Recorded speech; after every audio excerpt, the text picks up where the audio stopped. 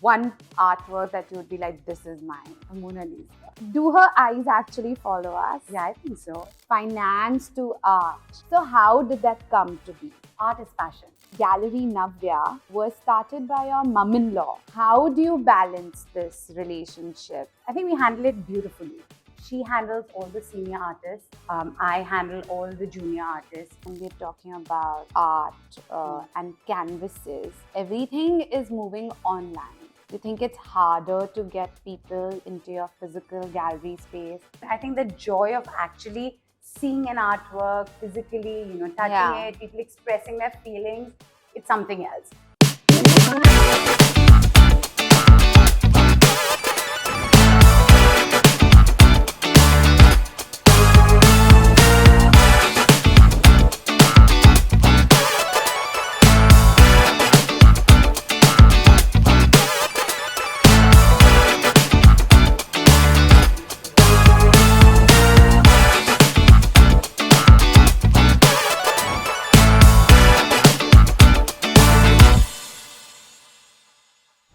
On today's episode, we have with us Meher Kalra.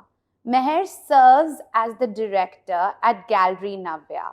Founded in 2004, Gallerie Nvya showcases internationally acclaimed Indian artists such as Paresh Mehti, S.H. Raza, Manu Parekh, amongst others. Meher has attended various courses on art business from Sotheby's Auction House, London. I can't wait to dive into an art-filled, exciting conversation with Meher. So without further ado, let's welcome Meher. Meher, thank you for joining us today. Thanks for having me here, Suti. I know you're coming directly from your gallery to our studio. I have to ask you, what's in your bag? What's in my bag? Okay, let's look at what's in my bag today.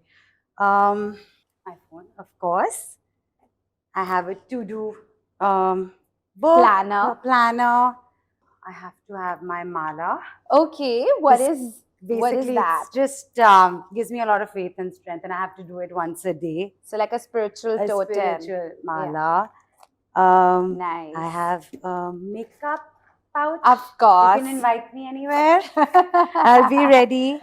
I love accessories. So my bag is full of accessories. Love it. I have a strepsils. My voice keeps going all the time. And I have a coffee candy because sometimes meetings get boring. So I need to pop it. And I still carry a face mask.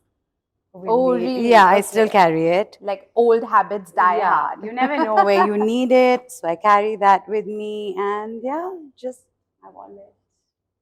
So now that we are all warmed up, let's dive into the serious questions. Okay.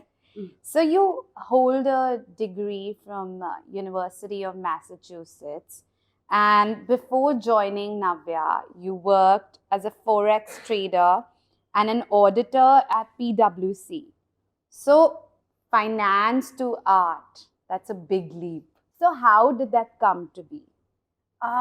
So finance numbers come good to me. So I always was interested in accounting, but art is passion. It's clearly passion. Right from the beginning, it's been, I've been passionate about art. My journey actually started with my father. He was an art collector at a very early age in college. He used to go to all the art galleries. He interacted with a lot of, artists, progressive artists at that time. And so he built his collection. What time period are we talking about? This is in his college days, so like about 40 years back. Oh, wow. 40, 50 years back. Yeah. And every time he would buy art, and once we were born, of course, right from the early age, he would bring art, he would put it up on the walls, and he'd tell us about it. And the next few days would just be like questioning, and he'd be like, so what did you learn about it? What do you like about it? And we were taught about art on our dining table. We were asked, which is your favorite artist? Mm-hmm. So one has always been passionate. So when I moved from PwC to Ranbaxy for my currency trading, that time a lot of art funds were coming up. Okay. So I started art business, and then I got into, art was something that I knew that I had to live with. It's just, Okay. I love, like, the fact that I can help people invest into art, curate homes, work with the creativity around me. This was something that was like something that I always envisioned for myself as I grew older. But Gallerie Navya was started by your mum-in-law Yes. and you joined her. So, anyway, that's a very interesting, delicate relationship dynamic to have. How do you balance this relationship, both inside the office and then at home? So yeah, so Navya was actually started about 19 years back by my mom-in-law. I joined her 14 years back, and I think we handle it beautifully. We have she handles all the senior artists. I handle all the junior artists. We curate Okay. our shows separately, but we schedule and plan together. So we sit on the calendar every month, both of us together. We plan our exhibitions and we take advice from one another in the exhibitions that we are curating. And sometimes we get outside curators to curate exhibitions for us. And so all the planning and all of that happens together. The execution, we have our teams, executions happen separately. But what is really nice is I think she really respects the fact that I'm her daughter in law. And I think the most important thing for me, right from the beginning, has been I never forget that she's my mom in law. So that relationship is number one for me. And Yeah. then comes work. So at any point, even if I'm a little frustrated or something, I always remind myself The respect is yes, intact. it has to be. Like But the I- first thing is that yeah. she's my mom-in-law. But I think you guys have really segregated your work very well. Yes.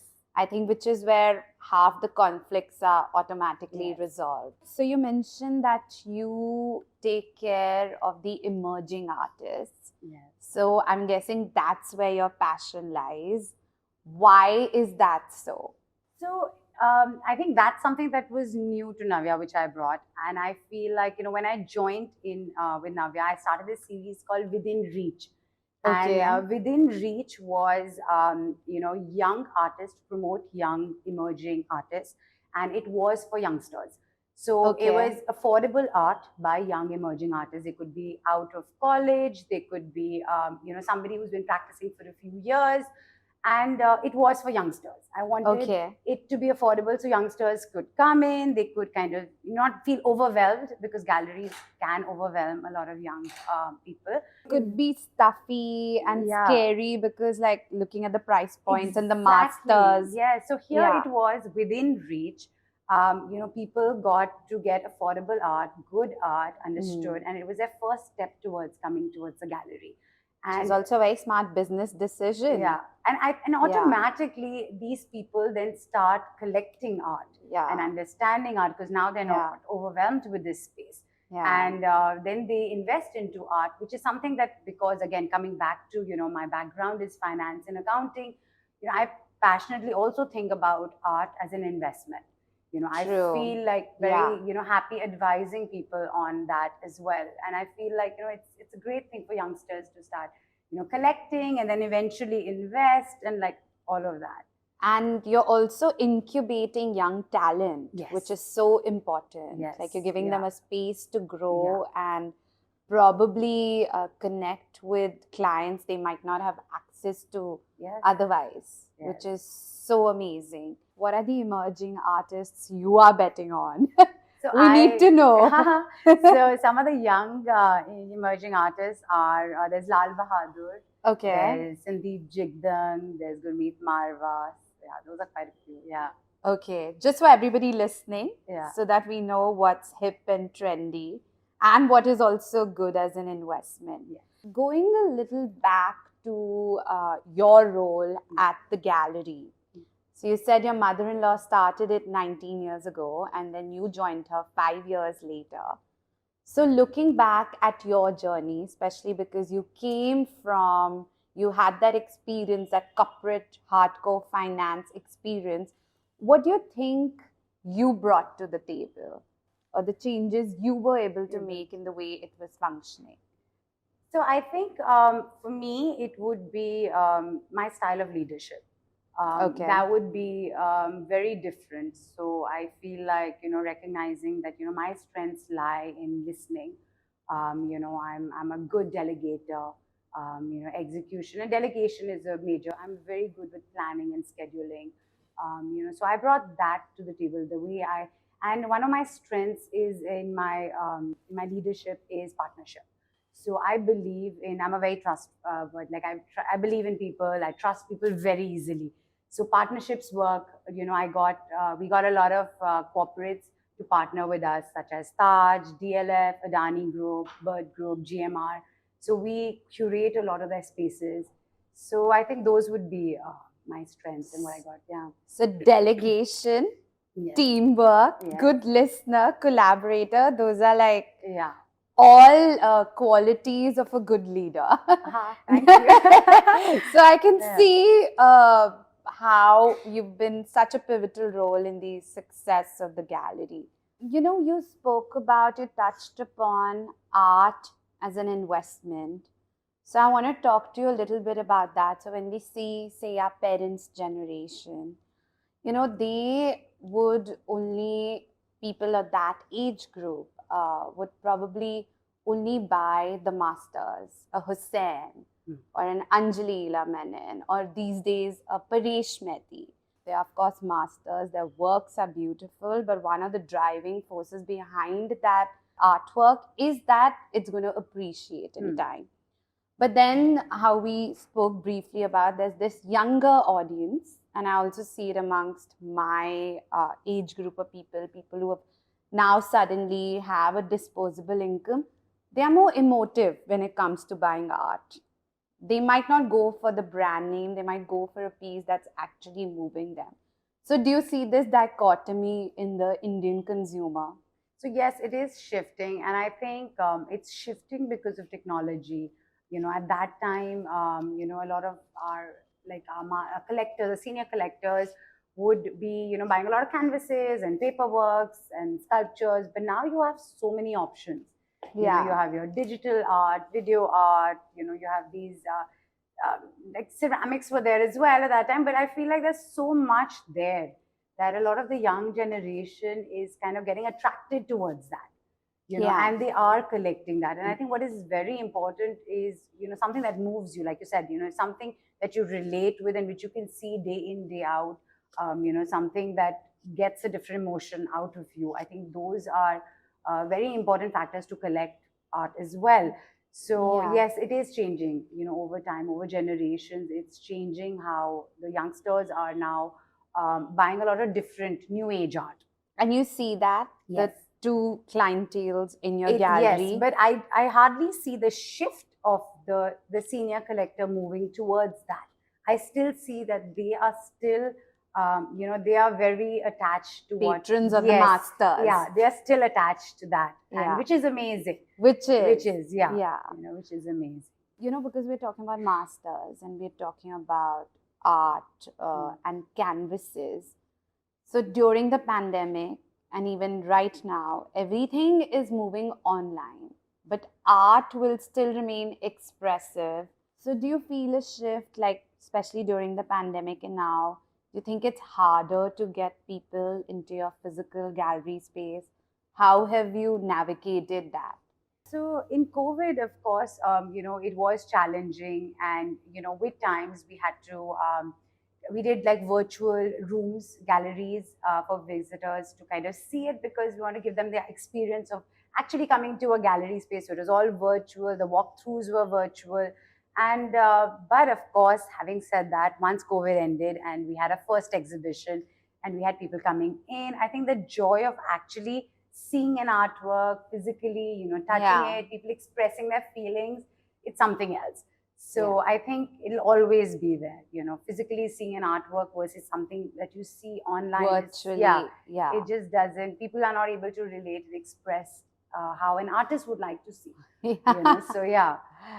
I love that because I love art. And then there's this entire online buzz of how NFTs are going to replace everything which is physical. There's so much buzz around NFTs. But as a curator, as as someone who, consults people on investing in art, what is your take on NFTs and where are they headed?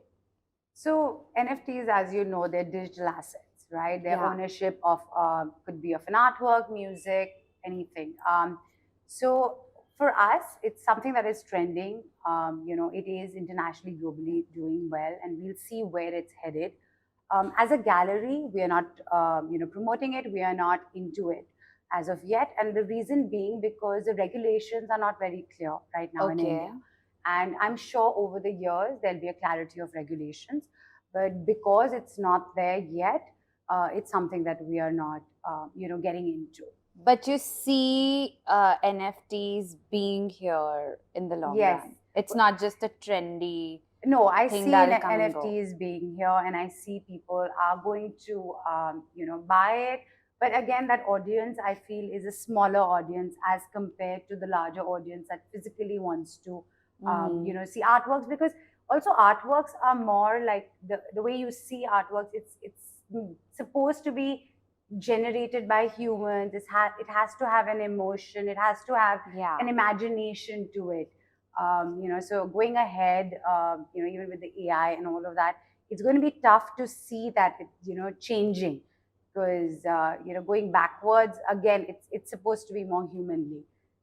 Yeah. Handmade creativity cannot match Replace. something that's made online. At least Yeah. that's my personal Yeah. opinion. Talking a little bit more about that, like off the camera, you were talking about AI driven art. Yeah. So, what is that all about?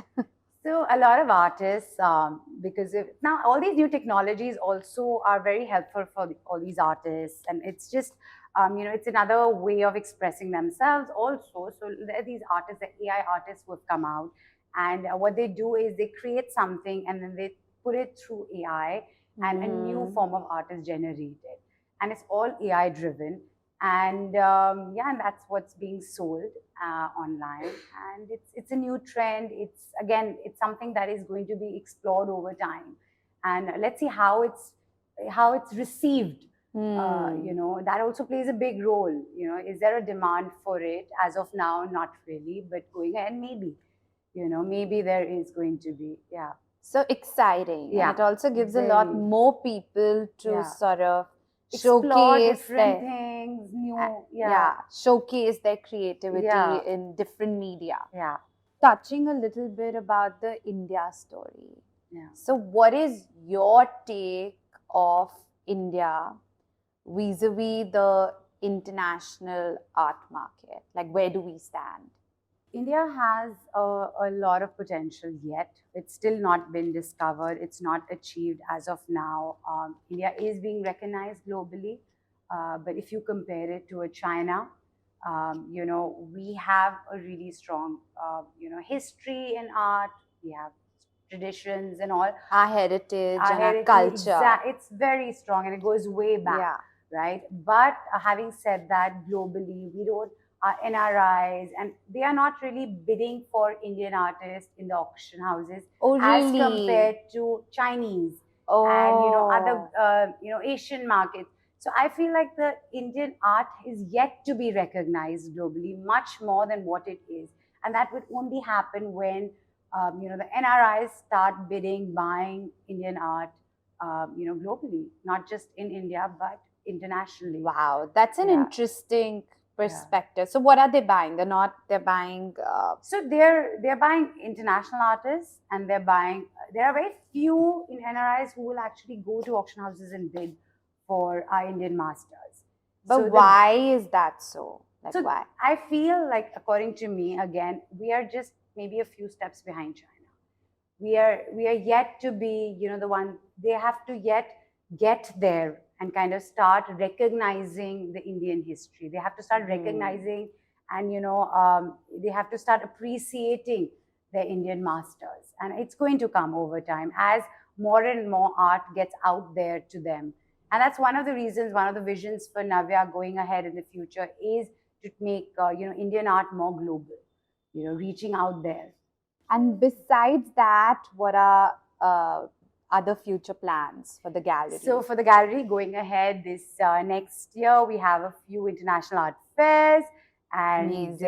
yeah, and India, like in India, we have about 5 gallery spaces. You know, we started with one in the basement, and now we have 5. And Oh, wow. thank you. And we are actually going ahead. We are looking at, you know, opening more spaces globally, taking Indian art global, and that's something that's our vision.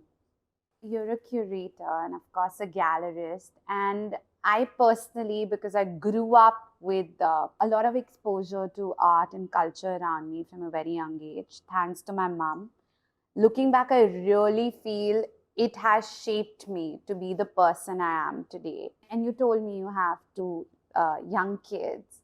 How pivotal was it for you, to expose them to art from a young age? Like, what part of exposure to art played in your parenting?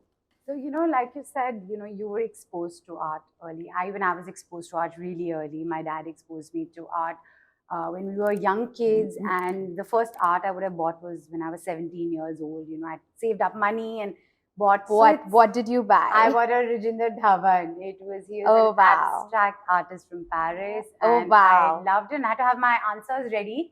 Why I want to buy him, and my father really. So you had a pitch for your dad. Yes, and then of course I bought it because I was going to pay for it, and I bought it. But that's my first artwork, Yeah. and I wanted my kids to have that journey as well. You know, from a very young age, and you know they have been interacting with artists because with the gallery they have so many artists coming in and out.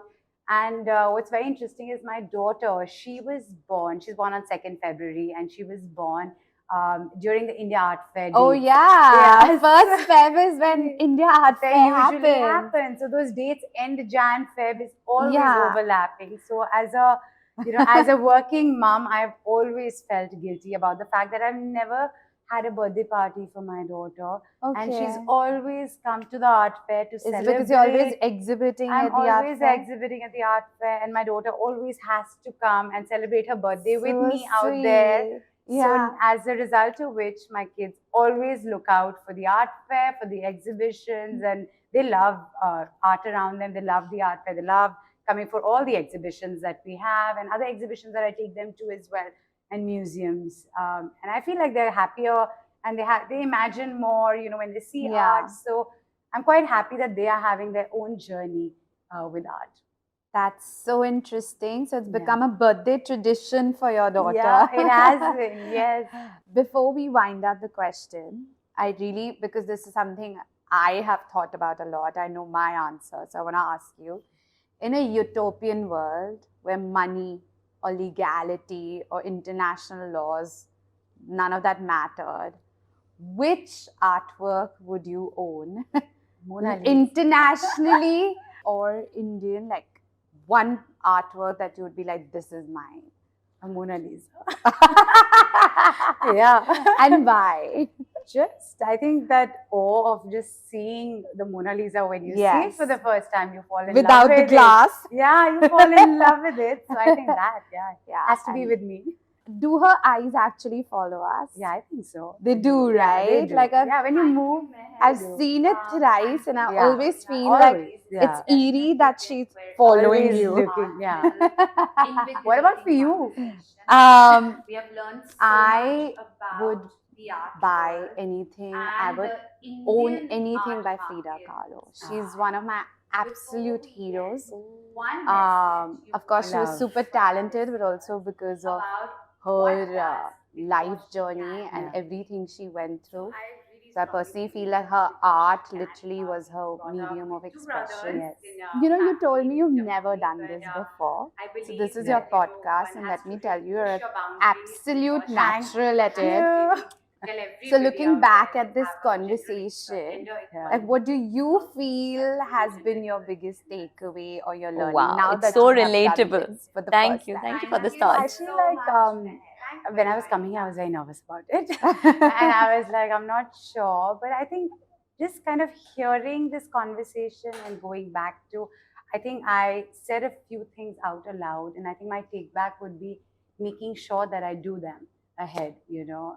That would be my now that takeaway. It's out in the universe. Out there, I must make sure that I do it and get it, achieve it. I love that. Yeah. I'm And sure because you she will. can. So, Because she can, Yes. because you can, and you will. Yes. So, Meher, now we have a super fun segment lined up with you, with Neha, who's already in the studio here with us. Yoo-hoo. Hi. Hi. Hello. So good to meet you Good to again. see Hi, you. Stuti. Hello. Yup. So what madness we created in Van Gogh event, guys. Oh my God. Our team so together. much fun. That was yeah. the team reunites. Our team reunites, and I'm so grateful to the circumstances to know such a beautiful person like you. Oh, so At lovely. heart. Same here. Are you ready? Our listeners want some fun questions to be asked for some little grilling. Oh my God. You ready? Yeah. Let's do it. Okay. So, why do you like being an art gallerist? In 3 words. It's fun. It's never boring. So there's so much creativity around. I love that. Yeah. I was about to say, can I help her? Yeah. So, dig in your past and one day that you want to be played on loop.